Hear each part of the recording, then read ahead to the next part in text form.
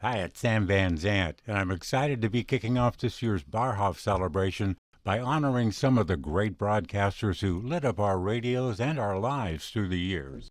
These talented legacy inductees deserve our recognition and our respect. I was proud to work with our first two legacy candidates at KNEW.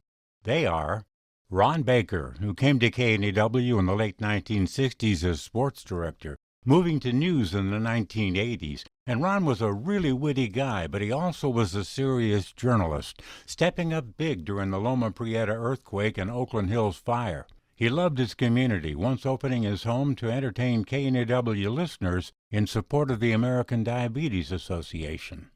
A popular KNEW DJ for over 30 years, Bill Collins was always the smartest guy in the room, but he never made you feel dumb.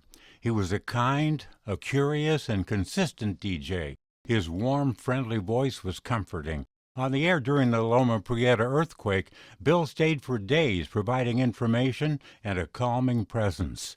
Bill loved his family, his cats, his astronomy, and his listeners.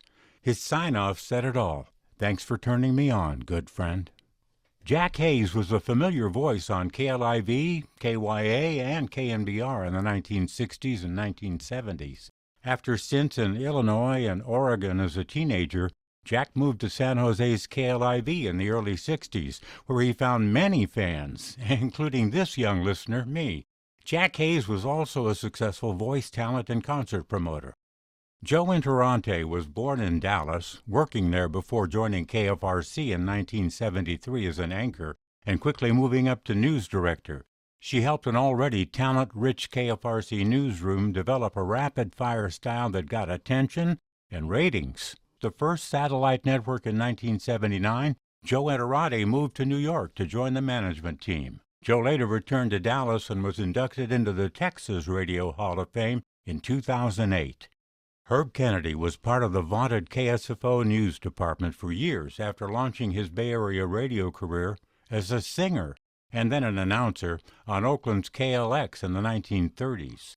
Herb spent time as the overnight guy at KSFO in the 1950s and 60s, making him the lead-in to the legendary Don Sherwood. Wally King was well known to KSFO listeners from the 1940s through the 1960s. While he had many roles at the station, Wally may be best remembered as the host of the long-running program Wally King's Old 78s, showcasing his knowledge of old records. During the 1950s, King delivered newscasts during Don Sherwood's morning show. Jimmy Lyons is revered by jazz fans as a founder of the Monterey Jazz Festival, but Jimmy's roots were in radio. He worked in Southern California, spun jazz records on Armed Forces Radio during World War II, and hosted popular shows on San Francisco's KNBC in the 1940s and 1950s. His Discapades program featuring jazz artists of the day was heard worldwide. Doug Montel's voice was ubiquitous on West Coast radio between the late 1920s and early 1940s, when he enlisted in the U.S. Marines during World War II. He called college sports broadcasts sponsored by San Francisco-based Flying A Associated Oil. Doug was born in Alameda and graduated from UC Berkeley. Doug was also the announcer for the San Francisco Soapbox Derby, which drew huge crowds in the 1940s. Sean O'Callahan is best known in the Bay Area for his excellent work at KYA and KLOK. During his lengthy career, Sean served as a DJ, a music and news director, a reporter, and a talk show host. He was a familiar figure on television, hosting shows and telethons, including the Bay Area segment of the Muscular Dystrophy Association telethon. Sean O'Callahan also served as the stadium announcer for the San Jose Earthquakes in the 1980s.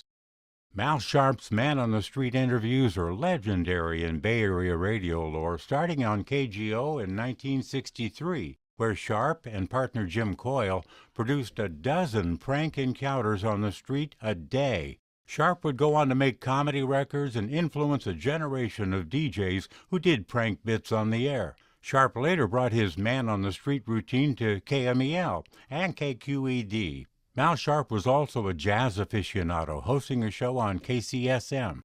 Jeff Scove was born in San Francisco and attended Stanford, serving as sports director at the campus station KZSU. In 1962, Scove became sports director at San Rafael's KTIM, moving to KSFO in 1963. Over 20 years at KSFO, Jeff worked from part-time reporter to news director of the so-called world's greatest radio station. Later, Scove traveled the world as White House correspondent for all the Golden West stations.